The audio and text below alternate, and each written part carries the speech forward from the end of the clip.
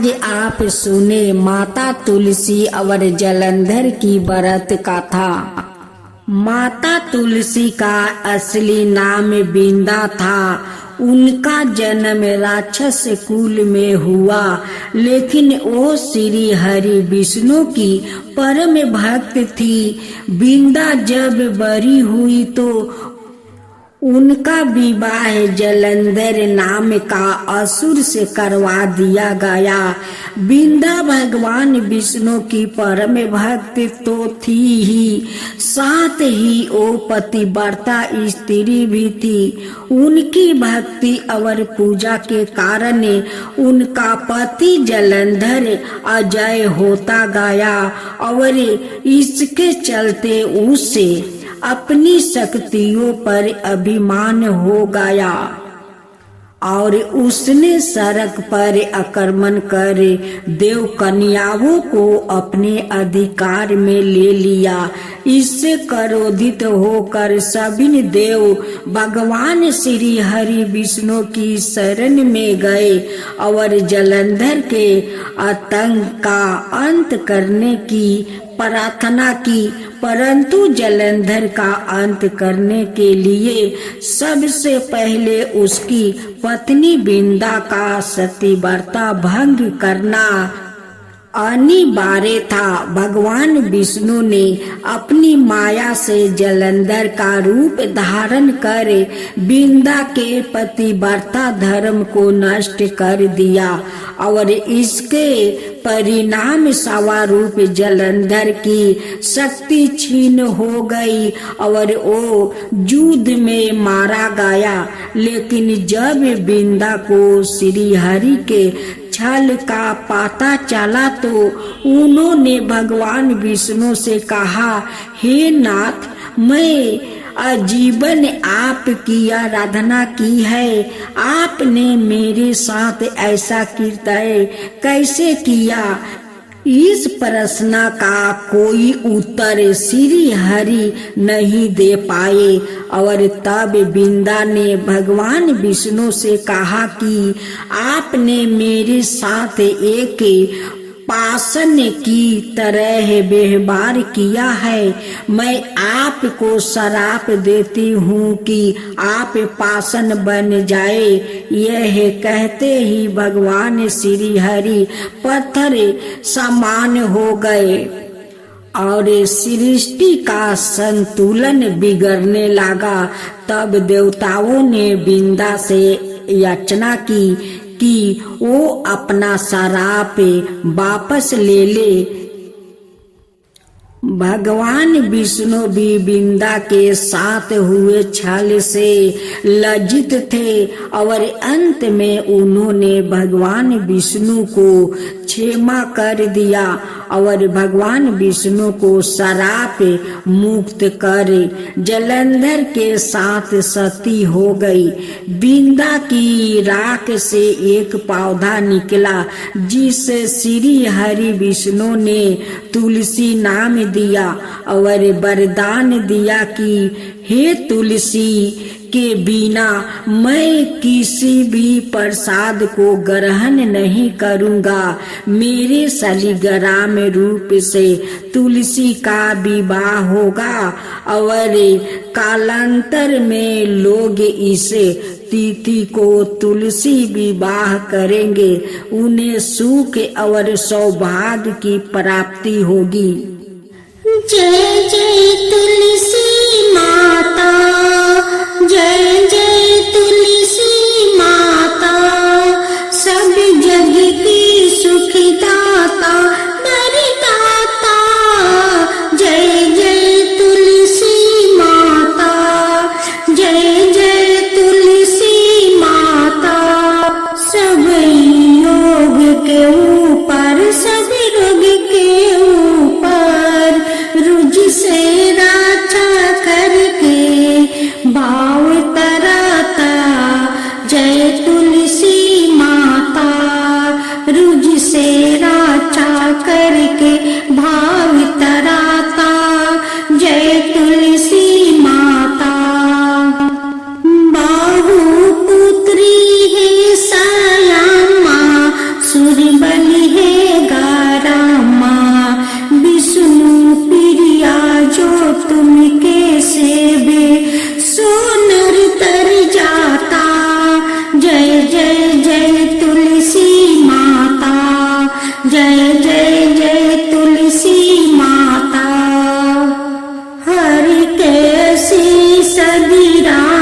थे, त्रिभुवन से वो बनती थी, पतित जनों की तारानी, तुम्हें हो भी खाता।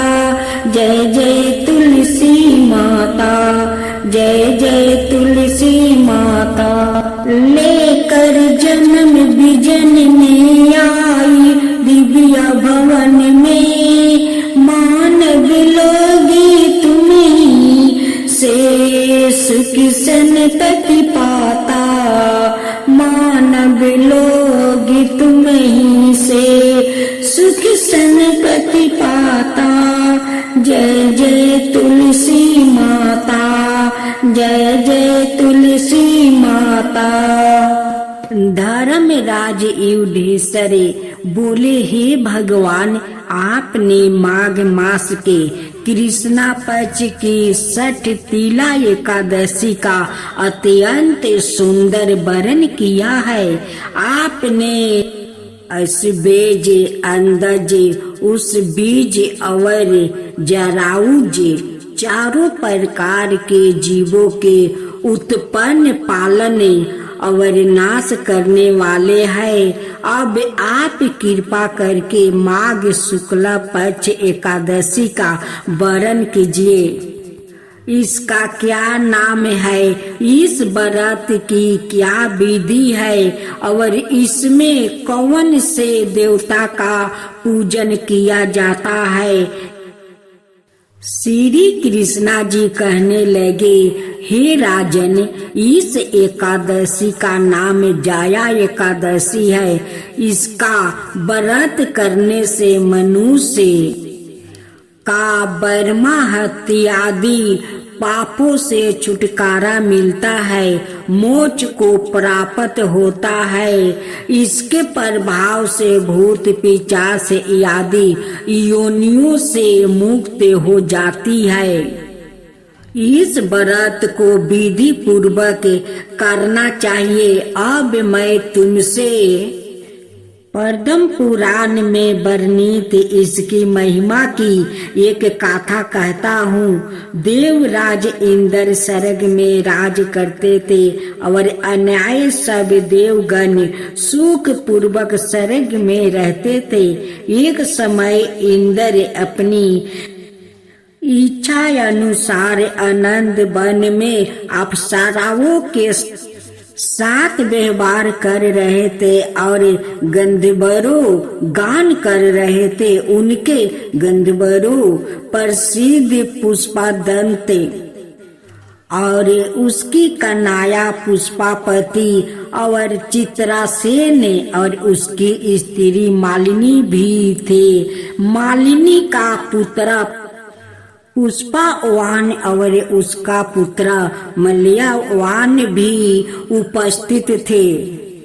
पुष्पापति गंधर्व कन्या मलयावन को देख कर उस पर मोहित हो गई और मलयावन पर काम बाण चलाने लगी।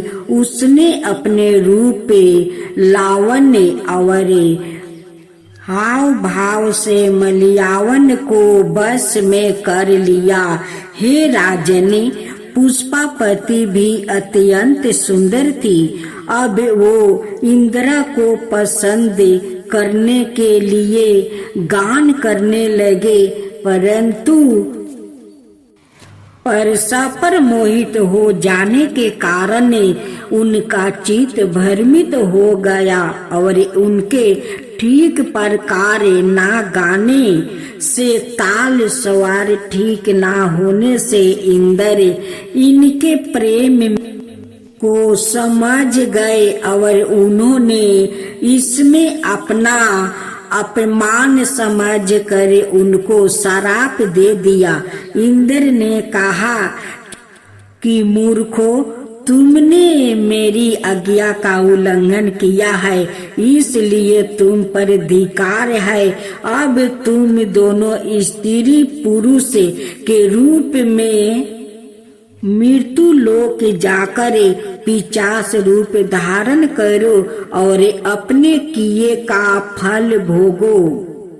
इंद्र का ऐसा श्राप सुनकर वो अत्यंत दुखी हुई और हिमालय पर्वत पर दुख पूर्वक अपना जीवन व्यतीत करने लगी। उन्होंने गंधर्व रस और स्पर्श आदि का कुछ भी ज्ञान ना था। वहाँ उनको महान दुख मिल रहे थे। उन्होंने एक क्षण के लिए भी निद्रा नहीं आती। हिमालय पर्वत पर अत्यंत शीत के कारण उनके रोमांच खड़े रहते और दांत मारे शीत के बरसते रहते।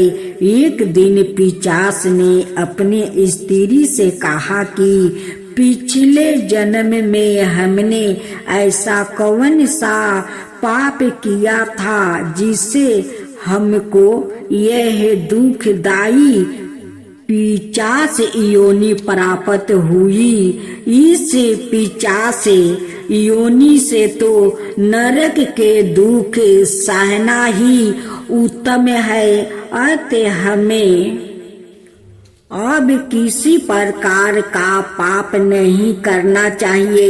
इस प्रकार विचार करते हुए वो अपने दिन व्यतीत कर रहे थे। देव योग से तभी माघ मास में शुक्ल पक्ष की जाया नाम का एकादशी आई। उस दिन उन्होंने कुछ भी भोजन नहीं किया और ना कोई पाप कर्म ही किया। केवल फल फूल खाकर ही दिन व्यतीत किया और साये समय महान दुख से पीपल के वृक्ष के नीचे बैठ गया। उस समय सूर्य भगवान अस्त हो रहे थे। उस रात को अत्यंत ठंड था। इस कारण वो दोनों शीत के मारे अति दुखित होकर मृत्यु के समान आपस में चिपटे हुए पड़े रहे। उस रात्रि उनको निद्रा भी नहीं आई। हे राजन, जाया एकादशी का उपवास और रात्रि का जागरण से दूसरे दिन प्रभावित होते ही उनकी पिशाच योनि छूट गई। अत्यंत सुंदर गंधर्व और अप्सराओं की देह धारण कर सुंदर वस्त्र भूषणों से अलंकृत हो उन्होंने स्वर्गलोक को प्रस्थान किया। उस समय आकाश में देवता और गंधर्व उनकी स्तुति करते हुए पुष्पा का वर्षा करने लगे। स्वर्गलोक में जाकर उन दोनों ने देवराज इंद्र को प्रणाम किया।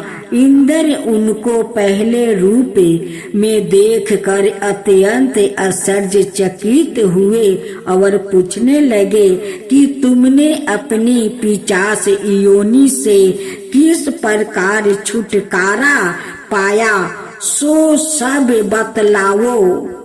मलाये वन ने बोला, हे देव इंद्रा, भगवान विष्णु की कृपा और जाया एकादशी के व्रत के प्रभाव से ही हमारी पिशाच देह छूटी है।